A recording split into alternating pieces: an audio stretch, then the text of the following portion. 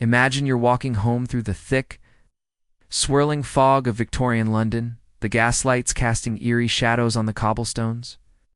You reach your door, and there, tucked into the frame, is an old, yellowed envelope with your name scrawled, in ink that looks like it was written by a trembling hand. Inside, a cryptic note hints at a long-lost treasure, a secret tied to betrayal, and a warning that someone's watching. Your heart races. Do you follow the clue or let it go? This is the kind of mystery that pulls Sherlock Holmes and Dr. John Watson into their next adventure in Sherlock Holmes and the Treasure of Agra. If you love a good puzzle, a dash of danger, and the brilliant mind of the world's greatest detective, you're in for a treat. In this video, we're unraveling this thrilling tale across 10 chapters, diving deep into the clues, the twists, and the genius of Holmes. So, grab a cup of tea, settle in, and let's step into the fog hit that, like our story, begins in the cozy, cluttered sitting room of 2-1B Baker Street, where Sherlock Holmes and Dr. John Watson are about to be drawn into a case that will test their wits and courage. It's a chilly evening in 1888, and London is draped in a thick fog that seems to carry secrets in its folds. Holmes, played with sharp intensity by an imagined Jeremy Brett, lounges in his armchair, puffing on his pipe, his keen eyes restless. For a challenge, Watson, portrayed with warm reliability by an imagined Edward Hardwicke, scribbles notes by the fire, ever the loyal chronicler. The peace is broken by a sharp knock at the door, and Mrs. Hudson ushers in a nervous young woman named Mary Morstan. Mary, with her wide eyes and trembling hands, carries a story that's about to pull our heroes into a web of mystery, treasure, and danger. Her arrival sets the stage for Sherlock Holmes and the Treasure of Agra, a tale inspired by Arthur Conan Doyle's The Sign of the Four, but reimagined with fresh twists for our modern audience. Mary Morstan's tale is one of loss and intrigue. She explains that her father, Captain Arthur Morstan, vanished 10 years ago after returning from India, where he served in the British Army, a kind but troubled man. He left her with little but memories and a single clue, a cryptic letter mentioning the Treasure of Agra, a legendary hoard of jewels tied to an Indian rebellion. Mary, played with quiet strength by an imagined Sophie Turner, received a similar letter just days ago, unsigned, promising to reveal the truth about her father and the treasure. The letter instructs her to come to a secluded spot by the River Thames at midnight, alone, but she's too afraid to go without help. That's where Holmes and Watson come in. Holmes's eyes light up at the mention of a puzzle, his mind already racing, while Watson's protective instincts kick in, sensing the danger in Mary's story. The letter's cryptic tone and the mention of Agra city tied to India's 1857 sepoy mutiny hint at a mystery steeped in history and betrayal. Holmes wastes no time. He questions Mary gently but incisively, piecing together details. Her father's military service, his secretive behavior before his disappearance, and a single pearl she receives every year on her birthday, sent anonymously. These pearls, lustrous and flawless, are a clue to the treasure's existence, but also a sign that someone's watching her. Holmes's deductions are swift. He suspects the pearls are a breadcrumb trail, meant to draw Mary into a larger scheme. Watson, ever the practical one, suggests caution, but Holmes is already hooked, his curiosity like a bloodhound on a scent. The trio agrees to attend the mysterious meeting by the Thames, with Holmes and Watson accompanying Mary for protection. The scene is set with vivid detail, the fog rolling off the river, the distant clatter of horse-drawn cabs, and the eerie glow of gaslights casting shadows. It's classic Sherlock Holmes, blending atmosphere with suspense, pulling you into the heart of Victorian London. The meeting by the Thames introduces a new figure, Thaddeus Sholto, a nervous, an eccentric man who claims to know the truth about Captain Morstan and the Treasure of Agra, played with twitchy energy by an imagined Tom Holland. Thaddeus is the son of Major John Sholto, a retired officer who served with Mary's father in India. Thaddeus reveals a shocking twist. His father and Captain Morstan were partners in a secret pact involving the treasure, a hoard of jewels stolen during the Indian Mutiny. But greed and betrayal tore them apart, and Major Sholto died in fear, haunted by guilt and a mysterious pursuer. Thaddeus, racked with remorse, wants to make amends by sharing the treasure with Mary. But he's terrified someone else is hunting. The jewels, someone dangerous. Holmes listens intently, his mind cataloging every word, while Watson keeps a wary eye on Thaddeus, unsure if he's friend or foe. The mention of a pursuer, shadowy figure tied to Indy adds a layer of menace. Hinting at a larger conspiracy, the stakes are rising fast.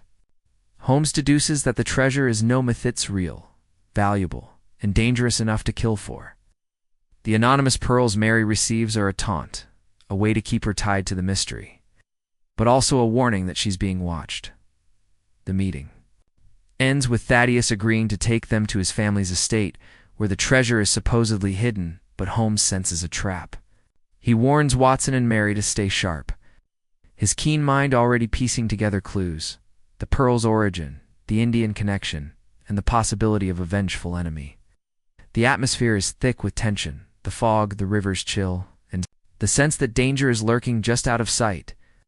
Watson, ever the soldier, checks his revolver, while Mary's resolve strengthens, her fear giving way to determination to uncover her father's fate. The brilliance of this chapter lies in setting up the mystery while grounding it in human stakes. Holmes's razor-sharp intellect, Watson's loyal heart, and Mary's quiet courage create a dynamic trio, each bringing something vital to the case. The production values imagine the moody cinematography of foggy London, the clatter of cabs, and the haunting violin score bring the Victorian era to life, making every scene feel immersive. Minor characters like Mrs. Hudson or Thaddeus add texture, their quirks and fears fleshing out the world. The writing keeps you hooked, balancing the thrill of the chase with the emotional weight of Mary's loss and Holmes's relentless drive to solve the puzzle. By the end, you're invested, wondering who's behind the letters, what happened to the treasure, and what dangers await. As this chapter wraps, Holmes, Watson, and Mary are poised to venture to the Sholto estate, following the trail of the Treasure of Agra. The clues are mounting pearls, a cryptic letter, and a shadowy pursuer. But so is the danger. As the fog of London hides secrets, and the truth about Captain Morstan's fate is closer than ever. What will they find at the estate? And who's hunting the treasure? That's coming up in Chapter 2, where the mystery deepens and a deadly enemy emerges. If you're hooked on this Sherlock Holmes and the Treasure of Agra adventure, hit that like button, subscribe, and drop a comment with your thoughts on Holmes's first deductions or Mary's mysterious letter. Let's keep unraveling this thrilling case. Button if you're ready for a classic mystery. The mystery of the Treasure of Agra deepens as Sherlock Holmes, Dr. John Watson, and Mary Morstan venture into the heart of danger in this second chapter of Sherlock Holmes and the Treasure of Agra. The foggy streets of Victorian London give way to the eerie quiet of the Sholto estate, where secrets about Mary's father and the legendary treasure await. Thaddeus Sholto's nervous promise to reveal the truth has led our trio to his family's secluded mansion. But the air is thick with suspicion. Holmes's keen mind is already piecing together clues while Watson's instincts scream caution, and Mary's resolve to uncover her father's fate grows stronger. A shadowy pursuer looms, and the stakes are higher than ever.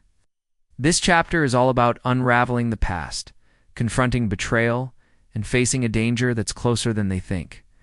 Let's step into the shadows and follow the trail. The journey to the Sholto estate sets a chilling tone. It's a dark, misty night, and the trio travels by carriage through London's outskirts, the city's gaslights fading into the gloom. Holmes, played with sharp intensity by an imagined Jeremy Brett, sits in silence, his eyes scanning the darkness, my mind racing through the clues. Mary's anonymous pearls, the cryptic letter, and Thaddeus's tale of the Treasure of Agra. Watson, portrayed with steadfast warmth by an imagined Edward Hardwicke, keeps his revolver close, his soldier's instincts on high alert. Mary Morstan, brought to life with quiet strength by an imagined Sophie Turner, clutches the letter that brought her to Baker Street, her face a mix of fear and determination. The carriage rattles along, the fog so thick it feels like a living thing, wrapping the world in secrets. The atmosphere is pure Sherlock Holmes moody, suspenseful, and dripping with anticipation. Pulling you deeper into the mystery at the Sholto estate, Thaddeus played with twitchy energy by an imagined Tom. Holland greets them nervously, his eyes darting as if expecting danger at any moment. The mansion is a decaying relic of wealth, its rooms cluttered with Indian artifacts, carved statues, faded tapestries, and strange relics from the 1857 Sepoy Mutiny. Thaddeus' story unfolds in a rush. His father, Major John Sholto, and Mary's father, Captain Arthur Morstan, were comrades in India, tasked with guarding a fort during the rebellion.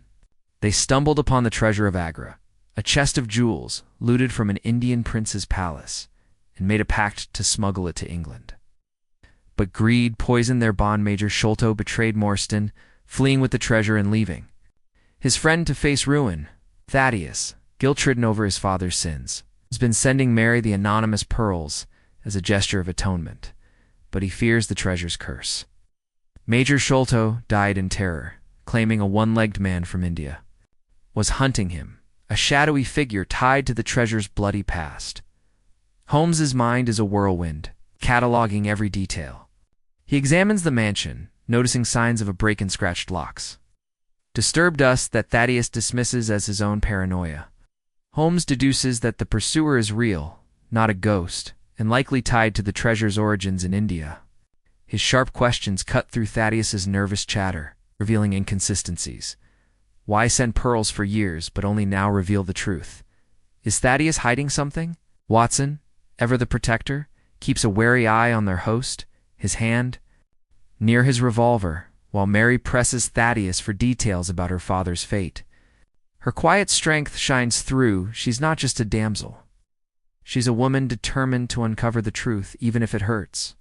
The tension builds as Holmes uncovers a hidden compartment in Major Sholto's study, containing a map marked with cryptic symbols and the word Agra. It's a clue to the treasure's location, but also a warning the pursuer is closer than they think. The atmosphere turns electric when a strange noise, a sharp thud from upstairs, interrupts their search. Holmes, with his hawk-like senses, leads the way, his lantern casting eerie shadows on the walls. They find a locked attic room, its door scratched and splintered, as if someone tried to break in. Inside, they discover a grim scene, signs of a struggle, a broken window, and a single wooden peg leg lying in the dust. It's a chilling confirmation of Thaddeus's fears. The one-legged man is no myth. Holmes's deductions come fast. The pursuer is likely a survivor of the Indian Mutiny, seeking revenge for the stolen treasure. The peg leg, carved with strange symbols, points to a specific tribe, hinting at a deeper cultural betrayal. Watson's military past gives him a flash of recognition. He recalls tales of fierce warriors from India, wronged during the rebellion, who vowed vengeance. Mary's resolve hardens. This isn't just about treasure, it's about justice for her father. The danger feels immediate now. Holmes warns that the pursuer could strike at any moment, and Thaddeus, near panic, begs them to find the treasure. Before it's too late, the map points to a hidden location, a derelict boathouse by the Thames, but Holmes suspects a trap. He instructs Watson and Mary to stay vigilant, his mind already racing ahead to the next move. The estate's oppressive atmosphere, with its creaking floors and flickering candles, amplifies the suspense, making every shadow feel like a threat. The show's production values: imagine the moody cinematography of the decaying mansion. The haunting violin score and the sound of distant river waves bring the Victorian era to life, immersing you in the mystery. Minor characters like the Sholto family's nervous butler or Mrs. Hudson back at Baker Street add texture, their small moments grounding the story in a lived-in world. The brilliance of this chapter lies in deepening the mystery while raising the stakes. Holmes's razor-sharp intellect, Watson's loyal courage, and Mary's quiet resolve create a compelling trio, each driving the story forward. The treasure's history tied to betrayal and the violent legacy of colonialism adds weight, making this more than a simple hunt for riches. The writing keeps you hooked, balancing the thrill of discovery like the hidden map With the emotional weight of Mary's quest and the looming danger of the pursuer, the Indian connection, and the peg-leg clue introduce a global dimension, hinting at a larger conspiracy. By the end, you're invested, wondering who the one-legged man is, what really happened to Captain Morstan, and whether the treasure is worth the risk. As this chapter closes, Holmes, Watson, and Mary are poised to follow the map to the boathouse, chasing the treasure of Agra, but aware that danger is closing in. The Sholto estate has revealed dark secrets, but the truth is still out of reach. The foggy Thames beckons, hiding both answers and threats. What will they find at the boathouse, and who is the shadowy pursuer hunting them? It's coming up. In Chapter 3, where the chase intensifies and a deadly encounter looms.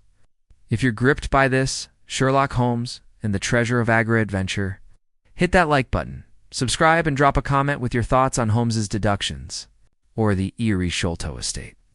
Let's keep unraveling this thrilling mystery. The hunt for the Treasure of Agra intensifies in this gripping third chapter of Sherlock Holmes and the Treasure of Agra. As Sherlock Holmes, Dr. John Watson, and Mary Morstan follow the cryptic map to a derelict boathouse by the River Thames. The fog-laden streets of Victorian London and the unsettling discoveries at the Sholto estate have set the stage for a dangerous confrontation. Holmes's razor-sharp mind is piecing together clues about the treasure and the mysterious one-legged pursuer, while Watson's instincts scream danger and Mary's determination to uncover her father's fate drives her forward. The stakes are higher than ever, with a shadowy enemy lurking and the promise of the treasure drawing them deeper into a deadly game. This chapter is all about the thrill of the chase, the unraveling of secrets, and a trap that could spell disaster. Let's plunge into the mist and follow the trail. The journey to the boathouse is a tense affair, steeped in the eerie atmosphere of 1888 London. The trio Holmes, Watson, and Mary travels by hansom cab through the fog-choked streets, the clip-clop of hooves echoing in the silence. Holmes, played with piercing intensity by an imagined Jeremy Brett, studies the map found in Major Sholto's study, its cryptic symbols and the word Agra hinting at a hidden cache of jewels. His mind races, connecting the dots, the pearls sent to Mary, the Indian Mutiny, and the one-legged man tied to a vengeful past. Watson, portrayed with steadfast warmth by an imagined Edward Hardwicke, grips his revolver, his soldier's instincts on edge as he scans the shadows for threats. Mary Morstan, brought to life with quiet resolve by an imagined Sophie Turner, clutches her father's letter, her face set with determination to learn the truth about Captain Morstan's disappearance. The Thames looms ahead, its dark waters shimmering under the gaslights, the fog so thick it feels like a curtain hiding danger. The scene is pure Sherlock Holmes, moody, suspenseful, and alive with anticipation. At the boathouse, a ramshackle structure half collapsed by the river's edge, the air grows heavier with menace. The building is a relic, its timbers creaking. The smell of damp wood and river mud thicken the air. Holmes's keen senses pick up signs of recent activity, fresh footprints in the mud, a broken lock, and a faint smell of tobacco that doesn't belong. He deduces that someone's been here recently, likely the one-legged pursuer, and warns Watson and Mary to stay sharp. Inside, they find a hidden trapdoor beneath a pile of rotting crates, marked with the same symbols as the map.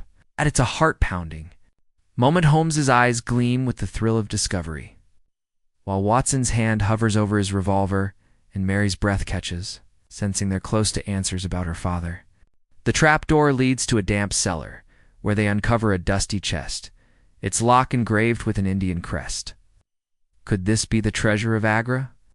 The moment is electric, but Holmes's instincts scream caution. This feels too easy, like a lure set for the unwary. The tension snaps when a shadow moves in the darkness, a figure watching from the rafters. Before they can react, a dart whizzes past, embedding itself in the wall with a thud. It's poisoned, Holmes deduces instantly, recognizing the faint almond-like scent of a deadly toxin used by certain Indian tribes. The pursuer is here, and he's not alone. Chase erupts through the boathouse, the trio dodging crates and leaping over gaps in the rotting floor as footsteps pound behind them. Watson fires his revolver into the dark, buying them time, while Holmes's quick thinking leads them to a narrow escape through a side window. Outside, in the fog, they catch a glimpse of their attacker, a wiry man with a wooden leg, his face scarred and fierce, clutching a blowpipe. Played with menacing intensity by an imagined Navin Andrews. This is Jonathan Small, a name Thaddeus. Mentioned in Fira, survivor of the Indian Mutiny with a vendetta tied to the treasure. Holmes deduces Small's motive, betrayed by Major Sholto and Captain Morstan. He's hunting the jewels to reclaim what he believes is his. The escape is breathless, with Holmes leading the way through the fog, using his knowledge of London's back streets to evade Small. They take refuge in a nearby tavern, its smoky warmth a stark contrast to the river's chill. Here, Holmes pieces together more of the puzzle. Jonathan Small, he explains, was likely part of the original pact with Sholto and Morstan during the mutiny. The treasure, looted from an Indian prince, was meant to be shared. But Sholto's betrayal left Small imprisoned and Morstan dead, or missing. Small's return, marked by the peg leg found at the Sholto estate, is a quest for vengeance as much as for the jewels. Mary listens, her face pale, but resolute. She's starting to understand her father's role in this dark history. Watson, drawing on his military past, recalls stories of loyal Indian soldiers betrayed by British officers, adding weight to Small's grudge. The poisoned dart in Small's stealth suggests he's not just a thief, he's a killer. He's not working alone. The stakes are now life and death. Holmes deduces that the chest in the boathouse was a decoy meant to lure them into Small's trap. The real treasure is still hidden, likely tied to the map's remaining symbols, which point to a location deeper in London's underbelly. Holmes's mind is a whirlwind, but he warns Mary and Watson that Small's desperation makes him unpredictable. Mary's resolve hardens. She's not just seeking treasure, but justice for her father, even if it means facing his past sins. Watson's loyalty shines, his steady presence grounding the group, while Holmes's relentless drive pushes them forward. The tavern scene is rich with atmosphere. Imagine the flickering candlelight, the murmur of rough voices, and the trio huddled in a corner, plotting their next move. The production values, from the gritty boathouse to the smoky tavern, amplify the suspense, while the haunting violin score keeps you on edge. The brilliance of this chapter lies in its balance of action and mystery. The boathouse chase is heart-pounding, with Holmes's quick thinking and Watson's bravery saving the day, while Mary's courage adds emotional weight. Jonathan Small's introduction as a formidable foe raises the stakes, his scarred face and blowpipe making him a chilling threat. The Indian Mutiny backstory adds depth, tying the treasure to a legacy of betrayal and colonialism. The writing keeps you hooked, blending the thrill of the chase with the human stakes of Mary's quest and Holmes's obsession with the truth. Minor characters like the tavern's gruff landlord or Thaddeus's nervous butler back at the estate add texture, grounding the story in a vivid Victorian world. By the end, you're invested, wondering where the real treasure is hidden and how they'll outwit Small as this chapter closes. Holmes, Watson, and Mary are regrouping, the map's clues pointing to a new location in London's criminal underworld. Jonathan Small is hot on their trail, and the Treasure of Agra feels closer yet more dangerous than ever. The fog of London hides both answers and threats, and the truth about Captain Morstan's fate is within reach. What will they find in the city's dark heart, and can they outsmart a killer driven by vengeance? That's coming up in Chapter 4, where the mystery takes a deadly turn. If you're gripped by this Sherlock Holmes and the Treasure of Agra adventure, hit that like button, subscribe, and drop a comment with your thoughts on the boathouse trap or Jonathan Small's chilling debut. Let's keep unraveling this thrilling mystery. The hunt for the Treasure of Agra takes a darker turn in this fourth chapter of Sherlock Holmes and the Treasure of Agra. As Sherlock Holmes, Dr. John Watson, and Mary Morstan plunge into the seedy underbelly of Victorian London, after narrowly escaping Jonathan Small's deadly trap at the boathouse. The trio follows the cryptic map's clues to a new location, a shadowy district of opium dens, dockside taverns, and criminal haunts. Holmes's razor-sharp intellect is piecing together the puzzle of the treasure and Captain Morstan's fate, while Watson's soldierly instincts keep them grounded and Mary's resolve to uncover the truth grows fiercer. The one-legged pursuer, Jonathan Small, is hot on their trail, and the danger is closing in. This chapter is all about navigating a treacherous world. It's unraveling deeper secrets and facing a moral dilemma that tests their resolve. Let's venture into the dark heart of London. The journey to London's criminal underworld is a descent into chaos. The trio travels by foot through the fog-laden streets, leaving the relative safety of the tavern behind. Holmes, played with piercing intensity by an imagined Jeremy Brett, leads the way. His eyes scanning every alley and shadow, the map's cryptic symbols burned into his mind. He deduces that the next clue points to a derelict warehouse near the docks, a hub for smugglers and black market dealings. Watson, portrayed with steadfast warmth by an imagined Edward Hardwicke, keeps his revolver ready, his military experience telling him this is no place for mistakes. Mary Morstan, brought to life with quiet strength by an imagined Sophie Turner, holds her father's letter tightly, her determination to learn the truth outweighing her fear. The streets are alive with danger-gruff voices from darkened doorways, the clatter of carts and the stench of the Thames mixing with opium smoke.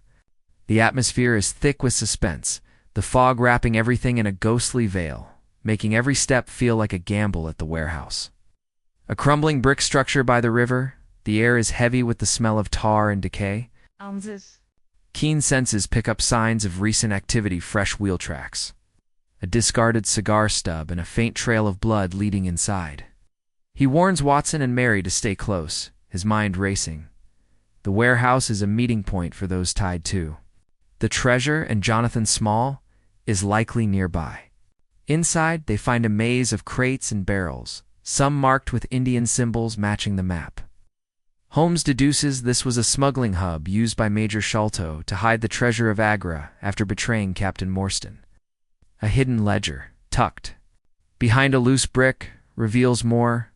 Sholto sold parts of the treasure to fund his lavish lifestyle, but kept the bulk hidden, fearing retribution. The ledger mentions a group of conspirators including Sholto, Morstan, Small, and an unknown fourth member, a shadowy figure who may still be alive. Mary's face tightens as she reads her father's name, grappling with his role in this betrayal. Watson, ever the moral anchor, comforts her, but his eyes are on the shadows, expecting trouble.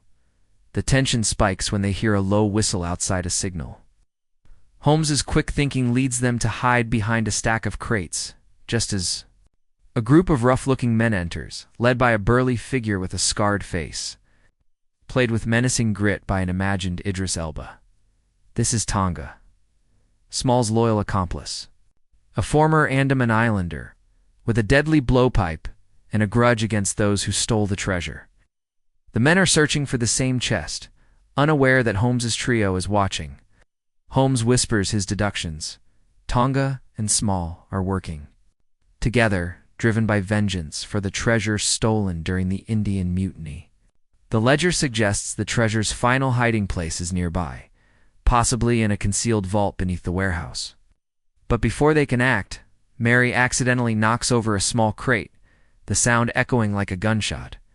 The men turn, and a deadly chase begins through the warehouse's labyrinthine passages. The Tonga's blowpipe darts whizzing past. Watson's military training kicks in. He fires his revolver to cover their escape, while Holmes uses his knowledge of the docks to navigate a path to safety. They slip through a hidden exit, emerging into an alley where the fog offers cover. Panting, they regroup, and Holmes pieces together the stakes. Small and Tonga are desperate, willing to kill to reclaim the treasure they see as rightfully theirs. The ledger's mention of a fourth man adds a new layer. Someone else may be pulling strings, manipulating events from the shadows. Mary's resolve hardens. Her father's betrayal doesn't erase her need for answers, but it complicates her emotions. She's no longer just a victim. She's a woman seeking justice, even if it means facing hard truths. Watson's loyalty shines, his steady presence grounding the group, while Holmes's relentless drive pushes them to follow the next clue, a symbol on the map pointing to a riverside chapel, a final hiding place for the treasure. The moral weight of the treasure is becoming clear. Holmes muses that the jewels, stained with the blood of the Indian Mutiny, carry a curse, greed, and betrayal have followed them across continents. Watson, drawing on his time in Afghanistan, shares a story of soldiers torn apart by looted riches, adding depth to the treasure's dark history. Where he grapples with her father's role, was he a victim of Sholto's greed, or a willing partner in crime? The warehouse chase is a heart-pounding highlight. With the production values, gritty dockside cinematography, the clatter of boots on stone, and a haunting violin score amplifying the suspense, minor characters, like a dock worker who unknowingly points them to the chapel, add texture, grounding the story in London's rough underbelly. The writing keeps you hooked, balancing the thrill of the chase with the emotional stakes of Mary's quest and the growing threat of Small and Tonga. This chapter's brilliance lies in its escalation of danger and mystery. The warehouse showdown is pulse-pounding, with Holmes's quick thinking and Watson's bravery saving the day, while Mary's courage adds heart. Tonga's introduction as Small's deadly ally raises the stakes, his blowpipe a chilling reminder of the treasure's violent origins. The Indian Mutiny backstory deepens, tying the treasure to a legacy of colonialism and betrayal. By the end, you're invested, wondering who the fourth conspirator is, where the treasure is truly hidden, and whether the trio can outwit Small and Tonga. The chapel looms as the next step, promising answers, but also greater danger. As this chapter closes, Holmes, Watson, and Mary are racing to war at the riverside chapel, the map's final clue pointing to the Treasure of Agra. Jonathan, Small, and Tonga are closing in, their vengeance driving them to kill. The fog of London hides secrets, but the truth about Captain Morstan and the treasure is within reach. Will they find in the chapel? And who is the mysterious fourth man? That's coming up in Chapter 5, where the mystery takes a shocking turn. If you're gripped by this, Sherlock Holmes, and the Treasure of Agra adventure, hit that like button, subscribe, and drop a comment with your thoughts on the warehouse chase or the treasure's dark history. Let's keep unraveling this thrilling mystery. The hunt for the Treasure of Agra reaches a critical turning point in this 5th chapter of Sherlock Holmes and the Treasure of Agra. As Sherlock Holmes, Dr. John Watson, Mary Morstan follow the cryptic map to a riverside chapel in the heart of Victorian London's foggy underworld. After their heart-pounding escape from Jonathan Small and his deadly accomplice Tonga at the warehouse, the trio is closer than ever to uncovering the truth about the treasure and Captain Morstan's fate. Holmes's brilliant mind is piecing together the puzzle. Watson's steady courage keeps them grounded, and Mary's determination drives her to face her father's dark past. But the chapel holds more than just answers. It's a place of secrets, betrayal, and a new threat that could unravel everything. This chapter is all about revelations, danger, and a moral dilemma that tests the trio's resolve. Let's step into the shadows of the chapel and uncover its secrets. The journey to the riverside chapel is fraught with tension, the fog-laden streets of London amplifying the sense of danger. Holmes, played with piercing intensity by an imagined Jeremy Brett, leads the way, his sharp eyes scanning the map's final symbols, which point to a hidden vault beneath the chapel. His mind races, connecting the dots. The treasure's origins in the Indian Mutiny, the betrayal by Major Sholto, and the mysterious fourth man mentioned in the warehouse ledger. Watson, portrayed with steadfast warmth by an imagined Edward Hardwick, keeps his revolver at the ready, his soldier's instincts heightened by the memory of Tonga's poisoned dart.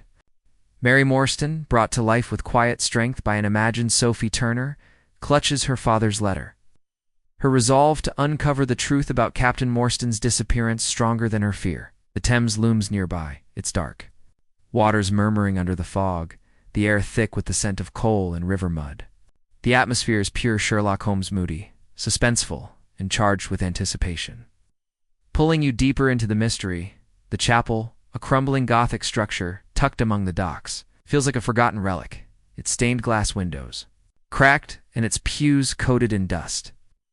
Holmes's keen senses pick up signs of intrusion. Fresh scratches on the door, a faint trail of mud, the lingering smell of exotic tobacco, the same as at the boathouse. He deduces that Jonathan Small and Tonga have been here, likely searching for the same vault. Inside, the trio finds a hidden staircase behind the altar, marked with the Indian crest from the map. It leads to a damp, cavernous crypt, where they uncover a heavy iron chest, its lock engraved with symbols matching the ledger. This is the Treasure of Agra, a hoard of jewels that sparkles even in the dim lantern light. Rubies, emeralds, and diamonds that tell a story of greed and bloodshed. Mary's breath catches, not at the wealth, but at the thought of her father's role in this cursed treasure. Holmes's eyes gleam with the thrill of solving the puzzle. But he warns Watson and Mary to stay alert. The chest's discovery feels too convenient. Like another trap, the tension explodes when a low growl echoes. From the shadows, a hulking guard dog, trained to protect the treasure, lunges from the darkness, its eyes wild and teeth bared. Watson's quick reflexes save Mary, pushing her out of harm's way, while Holmes uses his knowledge of animal behavior learned from obscure studies to calm the beast with a low whistle and a steady hand. But the dog's presence confirms Holmes's suspicions. Someone else is guarding the treasure, possibly the mysterious fourth conspirator. As they examine the chest, Holmes finds a hidden compartment containing a letter in Captain Morstan's handwriting. It's a confession Morstan admits to stealing the treasure with Sholto, but regretted it, planning to return it to India before Sholto betrayed him. The letter hints at a final betrayal. The fourth man, a shadowy figure who manipulated both Sholto and Morstan, is still alive and tied to London's criminal underworld.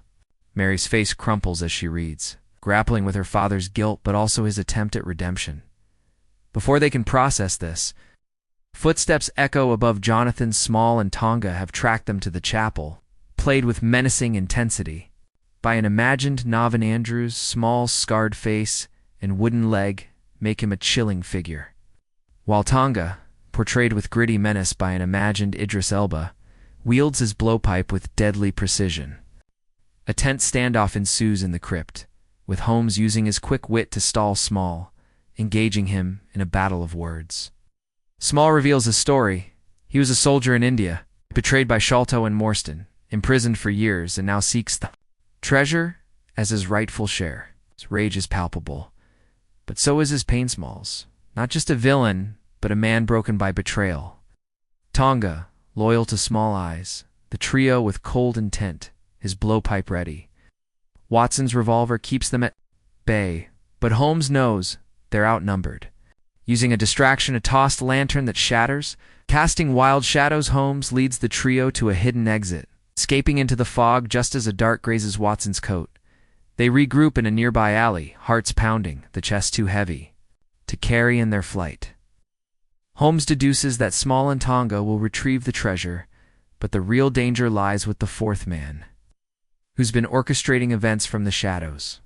The letter's clues point to a high-ranking figure in London's criminal world, possibly someone with ties to the British Army in India. Mary's resolve hardens. She wants justice for her father, but also to end the treasure's curse by returning it to its rightful owners. Watson, drawing on his Afghanistan experience, shares a tale of stolen relics fueling endless vendettas, reinforcing the treasure's dark legacy. Holmes, ever the pragmatist, insists they must outwit the fourth man before Small strikes again. The chapel scene is a masterclass in suspense. The production values gritty crypt cinematography, the dog's menacing growl, and a haunting violin score amplifying the stakes. Minor characters, like a street urchin who warns them of Small's approach, add texture, grounding the story in London's gritty reality.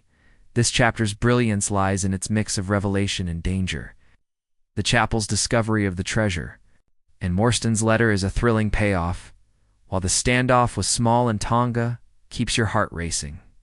The introduction of the fourth man adds a new layer of intrigue, hinting at a larger conspiracy. Mary's emotional journey, grappling with her father's guilt, adds heart, while Holmes's brilliance and Watson's courage drive the action. The Indian Mutiny backstory deepens, tying the treasure to a legacy of betrayal and colonialism. The writing keeps you hooked, balancing the thrill of discovery with the moral weight of the treasure's history. By the end, you're invested, wondering who the fourth man is, what Small will do next, whether the treasure can ever be free of its curse. As this chapter closes, Holmes, Watson, and Mary are on the run. The treasure left behind, but its secrets burning in their minds. Small and Tonga are closer than ever, and the mysterious fourth man looms as a new threat. The foggy streets of London hide answers and dangers, and the truth about the Treasure of Agra is within reach, but at what cost? What will happen when they confront the mastermind behind it all? That's coming up in Chapter 6, where the mystery takes a shocking twist. If you're gripped by this Sherlock Holmes and the Treasure of Agra adventure, hit that like button, subscribe, and drop a comment with your thoughts on the Chapel Showdown or the treasure's dark secrets. Let's keep unraveling this thrilling mystery. The chase for the Treasure of Agra takes a perilous turn in this sixth chapter of Sherlock Holmes and the Treasure of Agra. Sherlock Holmes, Dr. John Watson, and Mary Morstan navigate the treacherous streets of Victorian London after their narrow escape from the chapel. The discovery of the treasure chest and Captain Morstan's confessional letter have revealed a web of betrayal tied to the Indian Mutiny. But the mysterious fourth man mentioned in the ledger looms as a new threat, pulling strings from the shadows. Jonathan Small and his deadly accomplice Tonga are still on their trail, driven by vengeance and greed. While Holmes's brilliant mind races to unravel the identity of this hidden mastermind, Watson's steady courage and Mary's unwavering resolve to uncover her father's fate keep the trio moving forward. But the danger is closer than ever.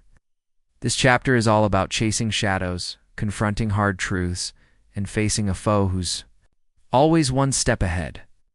Let's dive into the heart of the mystery. The trio's escape from the chapel lands them in the foggy alleys of London's docklands. The air thick with the stench of the Thames and the distant clatter of ships. Holmes, played with piercing intensity by an imagined Jeremy Brett, is a whirlwind to focus, his mind dissecting the clues, Captain Morstan's letter, the Indian crest on the treasure chest, and the ledger's mention of a fourth man who betrayed both Morstan and Jonathan Small. He deduces that this figure is likely a high-ranking official with ties to the British Army in India.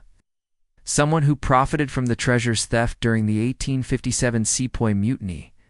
Watson, portrayed with steadfast warmth by an imagined Edward Hardwicke, keeps his revolver ready, his soldiers' instincts on high alert after their close call with Tonga's poisoned dart. Mary Morstan, brought to life with quiet strength by an imagined Sophie Turner, clutches her father's letter, her determination to find justice battling the pain of his revealed guilt. The fog wraps the city like a shroud, amplifying the suspense, with every shadow a potential threat and every sound a warning. Holmes leads them to a safe haven, a discreet boarding house run by an old ally. It's Mrs. Hudson's cousin, where they can regroup. The boarding house, a cramped but cozy refuge, is filled with the hum of working-class life, sailors, dock workers, and petty thieves passing through. Here Holmes pores over the clues, sketching out a timeline of the treasure's journey from Agra to London. He deduces that the fourth man manipulated Sholto and Morstan, using them to secure the treasure while keeping his own hands clean. The map symbols, he notes, include a coded reference to a specific London address, a grand estate in Mayfair, home to a retired colonel named Bartholomew Blackwood. Blackwood, a decorated officer from the Indian campaign, fits the profile. Wealthy, secretive, and rumored to dabble in black market dealings. Holmes's eyes gleam with the thrill of the chase, but he warns Watson and Mary that Blackwood will be a formidable foe, likely protected by wealth and influence. Their plan is to infiltrate Blackwood's estate under the guise of a social visit, using Mary's charm and Watson's military credentials to gain entry. But before they can act, a street urchin, one of Holmes's irregulars. A network of young informants brings urgent news. Jonathan Small and Tonga have been spotted near the docks, loading a boat with the treasure chest from the chapel, played with menacing intensity by an imagined Navin Andrews. Small is relentless, his scarred face and wooden leg a stark reminder of his vendetta. Tonga, portrayed with gritty menace by an imagined Idris Elba, is his silent, deadly shadow, his blowpipe. Ever ready, the urchin's report confirms Holmes's fears. Small is moving the treasure, likely to deliver it to Blackwood or to escape with it. The trio must act fast, but the boarding house scene is interrupted by a chilling discovery: a poisoned dart embedded in the window frame, a calling card from Tonga. The message is clear. Small knows where they are. Holmes's quick thinking saves them again. He leads Watson and Mary through a hidden back exit, using his knowledge of London's alleys to evade pursuit. They head toward the docks, hoping to intercept Small before he reaches Blackwood. The chase is heart-pounding, with the trio dodging through crowded markets and narrow lanes. The fog both a shield and a trap. Watson's military training keeps them moving, his steady hand guiding Mary through the chaos, while Holmes's mind races, anticipating Small's next move.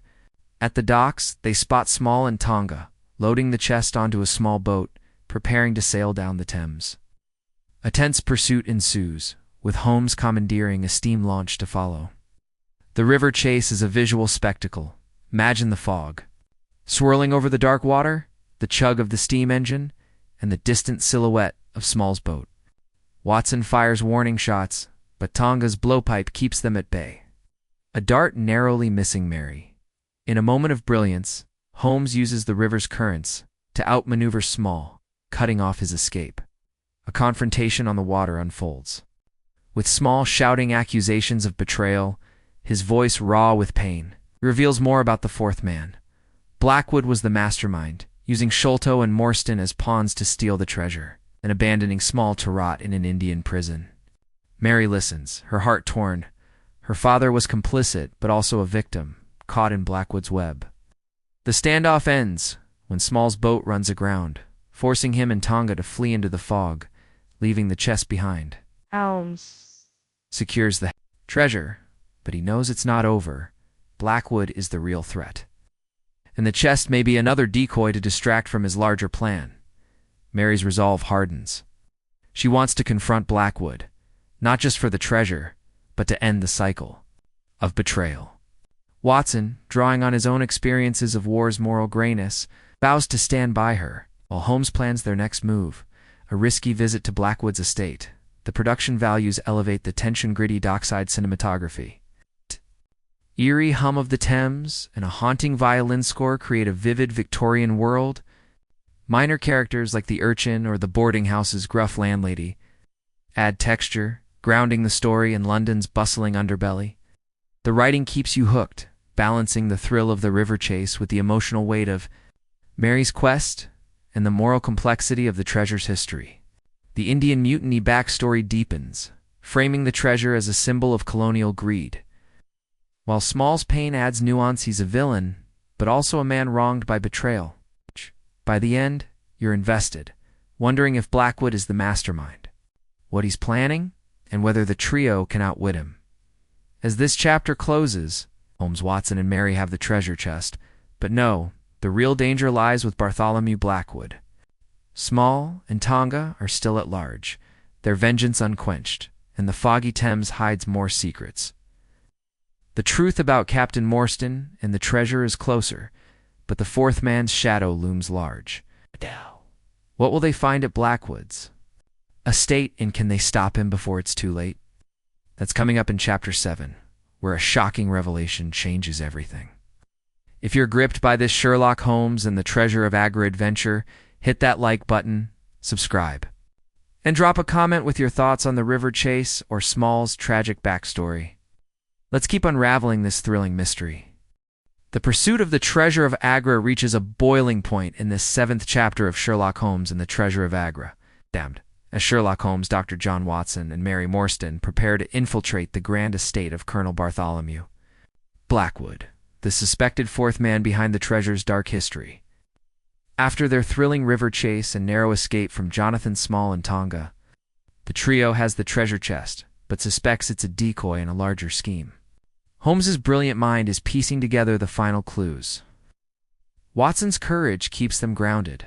Mary's quest for justice drives her to confront the man who may have orchestrated her father's downfall. The foggy streets of Victorian London are alive with danger, and Blackwood's estate promises answers, but also a deadly confrontation. This chapter is all about facing the mastermind, uncovering shocking truths, and testing the trio's resolve in the face of betrayal. Let's step into the lion's den. The journey to Blackwood's estate in Mayfair is a stark contrast to the gritty docks. The trio travels by hansom cab through London's fog-choked streets, the opulent glow of Mayfair's mansions cutting through the mist. Holmes, played with piercing intensity by an imagined Jeremy Brett, is a coiled spring, his mind racing through. The clues: Captain Morstan's confessional letter, the Indian symbols, and the ledger's hint of Blackwood's betrayal. He deduces that Blackwood, a retired colonel with a fortune built on shady dealings, used Sholto and Morstan as pawns to steal the Treasure of Agra during the Indian Mutiny, then betrayed them to keep it all. Watson, portrayed with steadfast warmth by an imagined Edward Hardwicke, checks his revolver. His soldier's instincts braced for trouble in such a high-stakes setting. Mary Morstan, brought to life with quiet strength by an imagined Sophie Turner, grips her father's letter, her resolve to uncover the truth about his fate outweighing her fear of Blackwood's power. The fog swirls around them, the clip-clop of hooves echoing, setting a suspenseful tone that feels straight out of a classic Sherlock Holmes tale. At Blackwood's estate, sprawling mansion with iron gates and manicured gardens, the trio poses as social callers to gain entry. Holmes, using his knack for disguise, adopts the persona of a scholarly antiquarian, while Watson plays a retired officer and Mary a grieving daughter seeking closure. The butler, a stern figure with suspicious eyes, ushers them into a lavish drawing room filled with Indian artifact swords, statues, and a tapestry depicting the siege of Agra. Colonel Blackwood, played with chilling charisma by an imagined Ralph Fiennes, greets them with a polished smile that hides a predator's edge. His manner is courteous, but his eyes betray a calculating mind, sizing up the trio. Holmes engages him in conversation, dropping subtle hints about the treasure to gauge his reaction. Blackwood's composure slips for a moment, a twitch of the jaw, a tightened grip on his confirming Holmes's suspicions.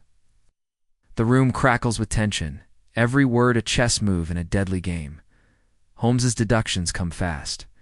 He notices a hidden safe behind a painting, its lock matching the Indian crest from the treasure chest. Blackwood's collection of artifacts, including a dagger identical to one described in Morstan's letter, ties him directly to the mutiny. As Holmes probes, Blackwood grows cagey, deflecting questions about his time in India. Mary, unable to hold back, confronts him about her father, her voice steady but raw with emotion. Blackwood's smile fades, and he admits to knowing Morstan but claims he died in an accident, a lie Holmes instantly detects. Watson, sensing danger, keeps his hand near his revolver, noticing armed guards lingering at the room's edges. The confrontation escalates when Holmes reveals he knows about the treasure, accusing Blackwood of betraying Morstan and Sholto for profit. Blackwood's facade cracks, his voice cold as he warns them to leave or face consequences. The situation explodes when Jonathan Small and Tonga crash the scene, having tracked the trio to the estate. Played with menacing intensity by an imagined Navin Andrews, Small's scarred face and wooden leg make him a terrifying figure, while Tonga, portrayed with gritty menace by an imagined Idris Elba, brandishes his blowpipe. They've come for the treasure, believing Blackwood has it. Chaotic standoff ensues. Blackwood's guards draw weapons. Small shouts, accusations of betrayal, and Holmes uses the chaos to slip toward the safe. With a flick of his lock-picking skills, he opens it, revealing a small cache of jewels, the true treasure of Agra, far less than expected. Holmes deduces Blackwood sold most of the hoard years ago, keeping only a fraction to taunt his enemies. Mary's heart sinks. Her father died for a fraction of the myth. Small's rage boils over and he lunges at Blackwood, only for Tonga to take a bullet from a guard, collapsing in a heap. Holmes seizes the moment, signaling Watson to act. Watson's military training kicks in. He tackles a guard, giving Mary time to grab the jewels. Holmes throws a smoke bomb crafted from his chemical experiments to create cover, and the trio flees through a hidden servant's passage. The estate erupts in chaos, with Small and Blackwood's men clashing as the fog swallows the scene. In a quiet alley, the trio catches their breath, the jewels in Mary's hands, a bittersweet prize. Holmes explains. Blackwood orchestrated the theft, used Sholto and Morstan as scapegoats, and framed Small to cover his tracks. Mary grapples with her father's guilt, but finds solace in his attempt to return the treasure. Watson, drawing on his war experiences, reflects on how greed destroys loyalty, adding depth to the moral weight. The production values opulent mansion interiors, the clash of steel, and a haunting violin score amplify the suspense, while minor characters, like the butler or a fleeing maid, ground the chaos in a vivid Victorian world. This chapter's brilliance lies in its high-stakes confrontation and emotional depth. The standoff at Blackwood's estate is heart-pounding, Holmes's cunning and Watson's bravery saving the day, while Mary's courage adds heart. Blackwood's reveal as the mastermind and Small's tragic rage deepen the story, tying the treasure to a legacy of betrayal. The Indian Mutiny backstory adds weight, framing the jewels as a symbol of colonial greed. The writing keeps you hooked, balancing action with the emotional stakes of Mary's quest and the moral complexity of the treasure's history. By the end, you're invested, wondering if Small will escape, what Blackwood's next move is, and whether the treasure's curse can ever be broken. As this chapter closes, Holmes, Watson, and Mary have the jewels, but are far from safe. Small is still out there, Blackwood's influence looms, and the truth about the treasure has only deepened the mystery. The foggy streets of London hide new dangers, and the final showdown is coming. What will happen when the treasure's curse catches up with them? That's coming up in Chapter 8, where the stakes climb higher and a deadly truth emerges. If you're gripped by this Sherlock Holmes and the Treasure of Agra adventure, hit that like button, subscribe, and drop a comment with your thoughts on the estate showdown or Blackwood's chilling reveal. Let's keep unraveling this thrilling mystery. The hunt for the Treasure of Agra reaches a desperate climax in this 8th chapter of Sherlock Holmes and the Treasure of Agra. Yes. As Sherlock Holmes, Dr. John Watson, and Mary Morstan grapple with the aftermath of their chaotic escape from Colonel Bartholomew Blackwood's estate, the jewels in their possession. The trio is closer than ever to unraveling the truth about Captain Morstan's fate and the treasure's dark history, but the cost is mounting. Jonathan Small, driven by vengeance, is still on their trail, and Blackwood's shadowy influence lingers like a storm cloud. Holmes's brilliant mind races to outwit their enemies. Watson's steadfast courage keeps them alive. Mary's resolve to break the treasure's curse pushes her to confront painful truths. The foggy streets of Victorian London are a labyrinth of danger, and the stakes have never been higher. This chapter is all about the weight of greed, the pull of justice, and a desperate bid to end the cycle of betrayal. Let's dive into the chaos. The trio takes refuge in a dimly lit safe house near Baker Street, ranged by Holmes's network of contacts. The fog outside is thicker than ever, muffling the sounds of London's bustling streets and casting an eerie pall over their hideout. Holmes, played with piercing intensity by an imagined Jeremy Brett, examines the jewels from Blackwood's safe, rubies, emeralds, and diamonds that gleam with accursed beauty.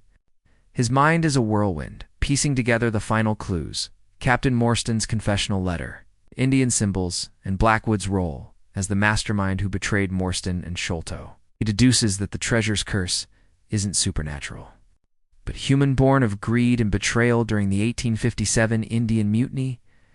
Watson, portrayed with steadfast warmth by an imagined Edward Hardwicke, tends to a minor wound from the estate's scuffle, his soldier's instincts on edge as he watches the door for signs of pursuit.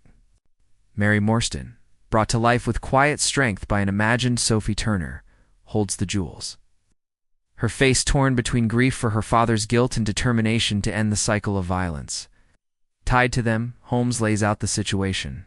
The jewels are only a fraction of the original Treasure of Agra, with Blackwood having sold most of it to fund his lavish life. Jonathan Small, played with menacing intensity by an imagined Navin Andrews, believes the full hoard is still out there and will stop at nothing to reclaim it, driven by years of imprisonment and betrayal. Blackwood, portrayed with chilling charisma by an imagined Ralph Fiennes, is likely regrouping, using his wealth and connections to hunt the trio and secure the remaining jewels. Holmes suspects Blackwood has one final card to play, a hidden ally or trap to ensure his control. Mary proposes a bold plan: return the jewels to India, to the descendants of the prince from whom they were stolen, as a way to break the curse. Watson supports her, drawing on his Afghanistan experiences to argue that stolen relics fuel endless conflict. But Holmes warns that Small and Blackwood won't let the treasure go without a fight. The safe house, with its creaking floors and flickering gaslight, feels like a temporary sanctuary. That the tension is palpable. Danger is closing in. Their planning is interrupted by a coded message from one of Holmes's irregulars, the street urchins who act as his eyes and ears. The message warns that Small has been spotted near the Thames, rallying a crew of dockside thugs to track the trio. Worse, Blackwood has put a bounty on their heads, turning London's underworld against them. Holmes decides they must move quickly, using the jewels as bait to draw Small and Blackwood into a trap of his own design. He proposes luring them to a neutral location, a deserted theater in Whitechapel, a place Holmes knows from past cases where he can control the environment. The plan is risky. Use the irregulars to spread word that the trio is hiding the treasure there, forcing their enemies to converge. Watson. Ever the soldier maps out the theater's layout, identifying choke points for defense, while Mary insists on being part of the plan, her courage shining despite the danger. The scene is rich with atmosphere. Imagine the safe house's smoky warmth, the distant toll of a church bell, and the trio's hushed voices plotting against the odds. The theater in Whitechapel is a decaying relic, its stage dusty and its seats shrouded in shadows. As the trio sets their trap, Holmes plants decoy, clues a fake map. A single jewel left in plain sight to lure Small and Blackwood. Tension builds as night falls, the fog seeping through cracked windows, the air heavy with anticipation. Small arrives first, his wooden leg thumping on the floor, his scarred face twisted with rage. He's alone, Tonga's death at the estate, leaving him desperate and reckless. Holmes engages him, using his psychological insight to probe Small's pain, his betrayal by Sholto. Morstan and Blackwood, his years in an Indian prison. Small's story is tragic, a soldier wronged by greed, but his vengeance makes him dangerous. Before Holmes can negotiate, Blackwood's men storm the theater, led by a ruthless enforcer, played with cold menace by an imagined Daniel Craig. The trap works. Too well both enemies are here. But the trio is caught in the crossfire, a chaotic battle erupts, with Watson's revolver and Holmes's quick thinking keeping the trio alive. Mary proves her mettle, using a stage prop to knock out one of Blackwood's men, her courage a match for her companions. Holmes uses the theater's traps, hidden doors, a rigged curtain to outmaneuver their attackers. But Small escapes into the fog, vowing to hunt them. The enforcer reveals a shocking truth. Blackwood isn't just after the jewels, he plans to use his influence to frame the trio for treason, tying them to the mutiny's crimes to protect his reputation. The fight ends in a stalemate, with the trio escaping but the jewels still in their possession, a dangerous burden. In a quiet moment, Mary reflects on her father's letter, realizing his attempt to return the treasure was his redemption. Watson shares a story of a comrade lost to war's greed, reinforcing the jewel's curse. Holmes, ever pragmatic, insists they must confront Blackwood directly to end this. The production values amplify the suspense. Gritty Whitechapel cinematography, the creak of the theater stage, and a haunting violin score create a vivid Victorian world. Minor characters like the irregulars or a frightened stagehand add texture, grounding the story in London's underbelly. The writing keeps you hooked, balancing the thrill of the theater battle with the emotional weight of Mary's quest and the moral complexity of Small's vengeance. The Indian Mutiny backstory deepens, framing the treasure as a symbol of colonial betrayal.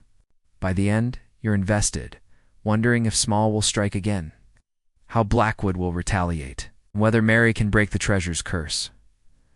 As this chapter closes, Holmes, Watson, and Mary are battered but determined. The jewels a heavy burden as they plan to confront Blackwood. Small is still out there, driven by rage, and Blackwood's treachery threatens to destroy them.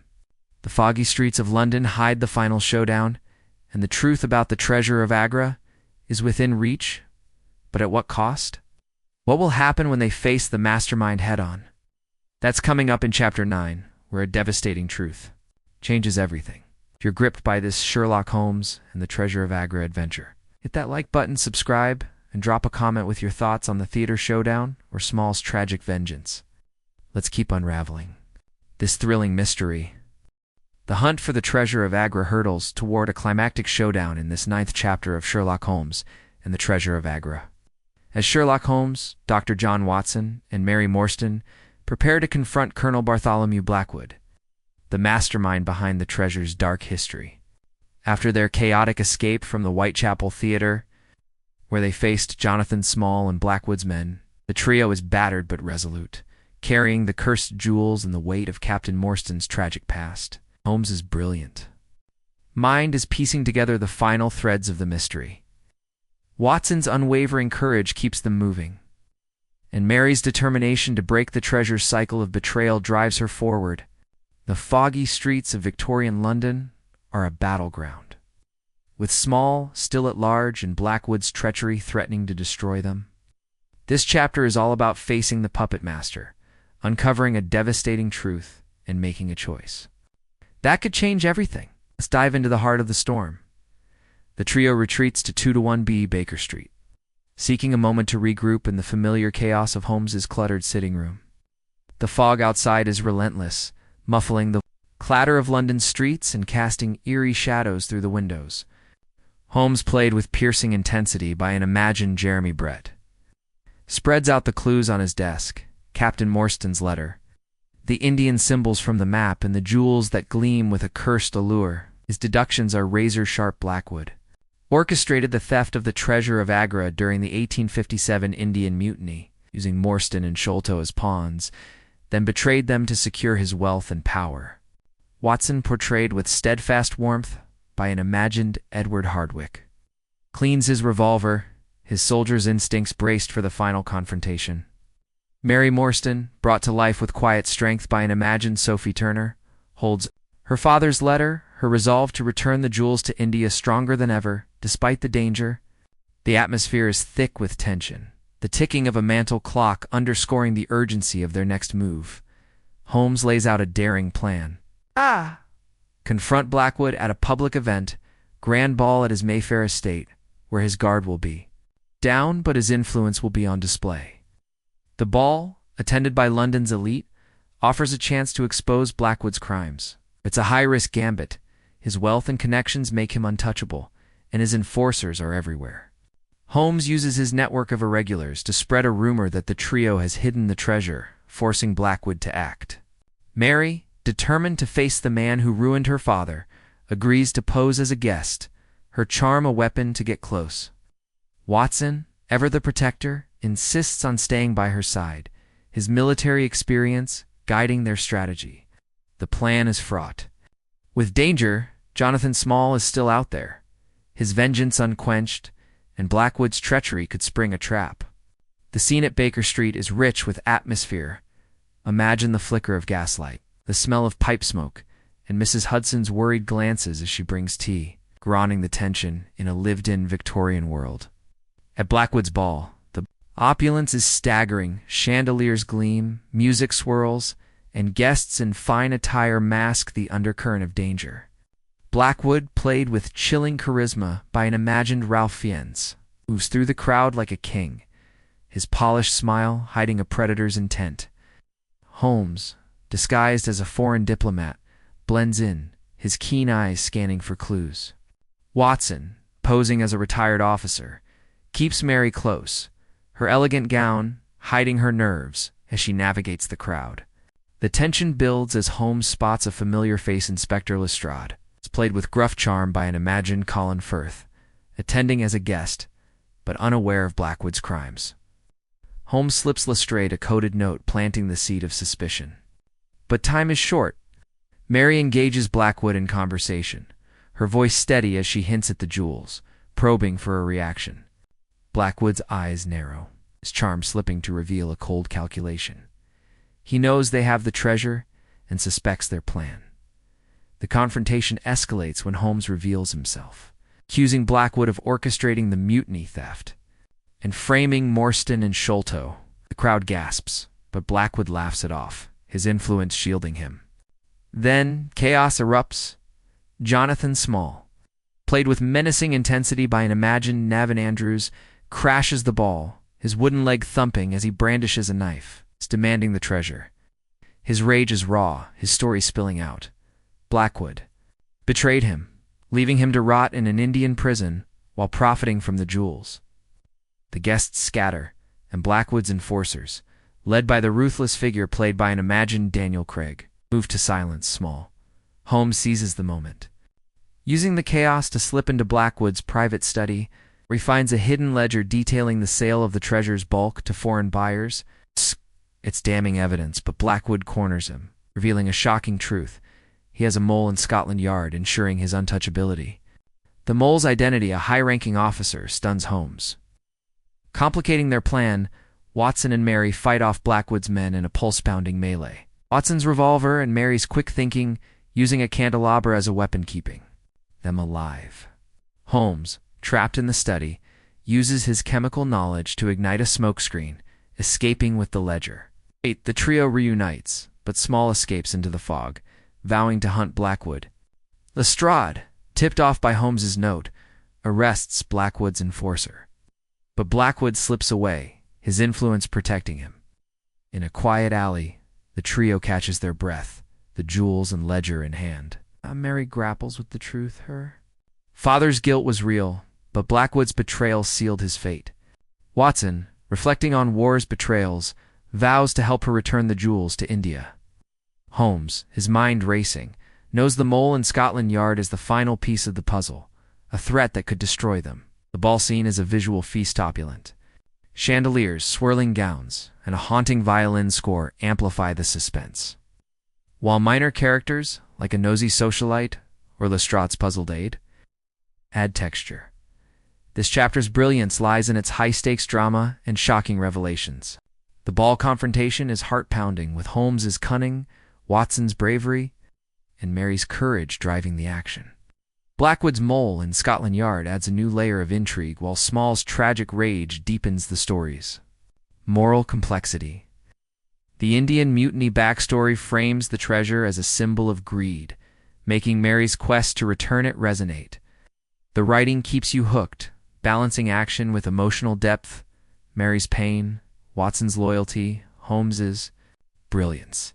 By the end, you're invested, wondering if Small will strike again, who the mole is, and whether Blackwood can be brought down. As this chapter closes, Holmes, Watson, Mary have the ledger and jewels, but face a new threat, the mole in Scotland Yard. Blackwood's escaped, Small's on the loose, and the Treasure of Agra's curse lingers. The foggy streets of London hide the final showdown, and the truth is closer than ever. But at what cost?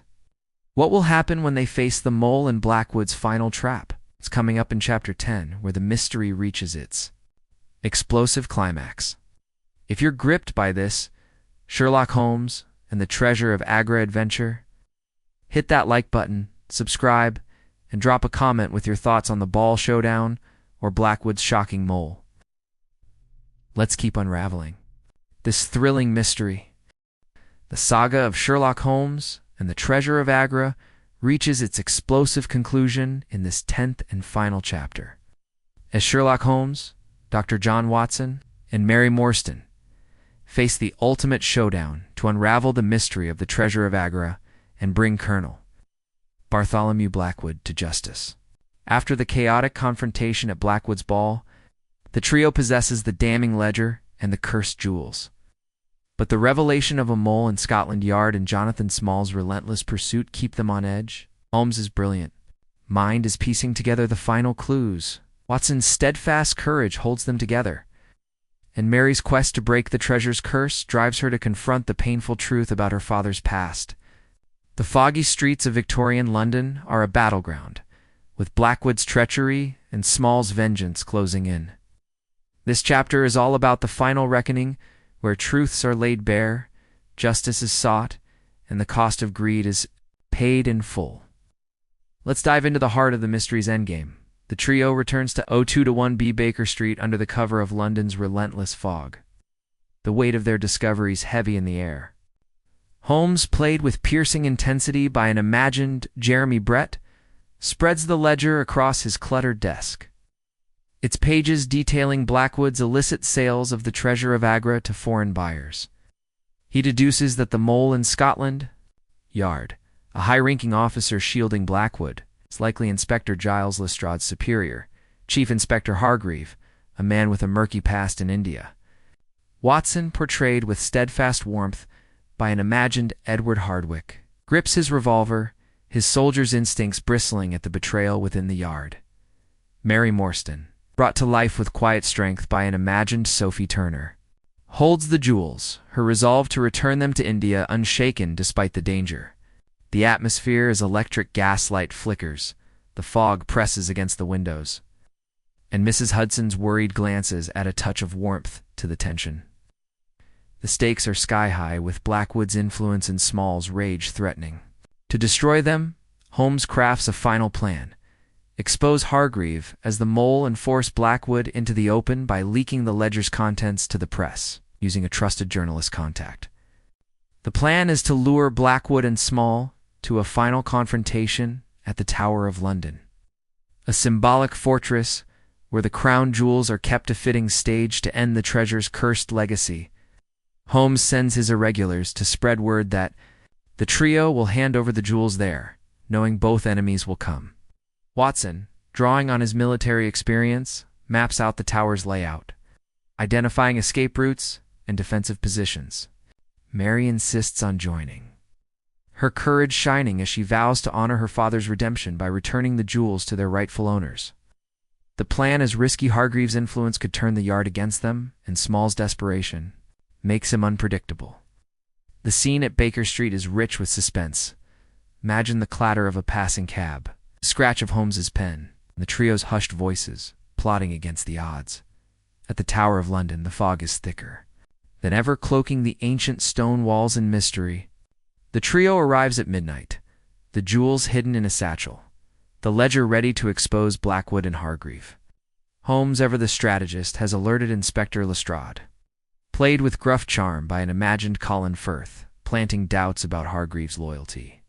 The tower's eerie silence is broken by the thump of Jonathan Small's wooden leg, played with menacing intensity by an imagined Navin Andrews. Small emerges from the fog, alone and desperate, his knife gleaming as he demands the treasure.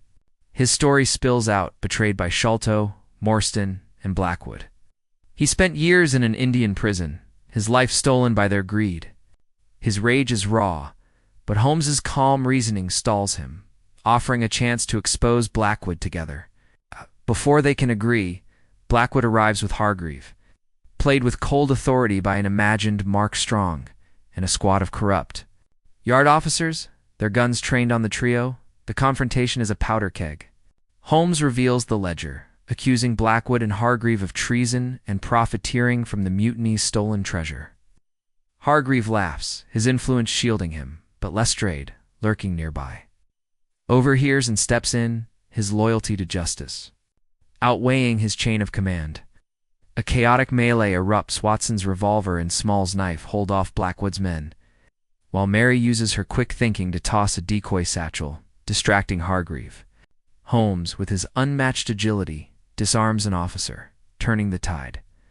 Small, caught in his own rage, lunges at Blackwood, but Hargreave shoots him, leaving Small wounded but alive. With the chaos, Holmes exposes Hargreave's corruption too. Lestrade, who arrests his superior, shattering Blackwood's protection. Blackwood tries to flee, but Holmes's trap, a net rigged by the irregulars, catches him, ending his reign. In the aftermath, the trio stands amidst the tower's fog, the jewels safe but heavy with meaning. Mary, her voice steady, vows to return them to India, honoring her father's redemption and breaking the treasure's curse. Watson, reflecting on war's toll, shares a story of a comrade lost to greed, reinforcing the jewel's dark legacy. Holmes, ever pragmatic, ensures the ledger reaches the press, exposing Blackwood's crimes and clearing Morstan's name. Small, arrested but alive, faces justice, his tragic story a warning of vengeance's cost. Lestrade, shaken but resolute, promises to clean up the yard. The production values moody tower cinematography. The clash of steel and a haunting violin score create a vivid Victorian climax, while minor characters, like the irregulars or a stunned tower guard, add texture. The writing balances action with Holmes's brilliance, Watson's courage, Mary's resolve, making the finale unforgettable. This chapter's brilliance lies in its climactic resolution and emotional depth. The tower showdown is heart-pounding, with Holmes's cunning and Watson's bravery saving the day, while Mary's courage ties the story to its moral core. Blackwood's downfall and Small's tragic end satisfy, while the Indian Mutiny backstory frames the treasure as a symbol of colonial greed.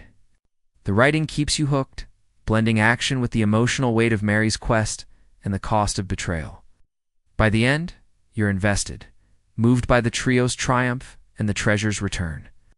The mystery is solved, but its lessons linger. Greed destroys, but redemption is possible, as this chapter closes. The Treasure of Agra's curse is broken, Blackwood and Hargreave are defeated, and Mary's father is redeemed. Holmes, Watson, and Mary stand together, their bond forged in danger, ready for new adventures. The foggy streets of London fade, but the thrill of the chase lives on. Thank you for joining this Sherlock Holmes and the Treasure of Agra journey. If you loved this tale of mystery, betrayal, and redemption, hit that like button, subscribe, and drop a comment with your favorite moment: Holmes's final trap, Mary's courage, or the tower showdown. Let's keep the adventure alive with more Sherlock Holmes stories. Stay tuned,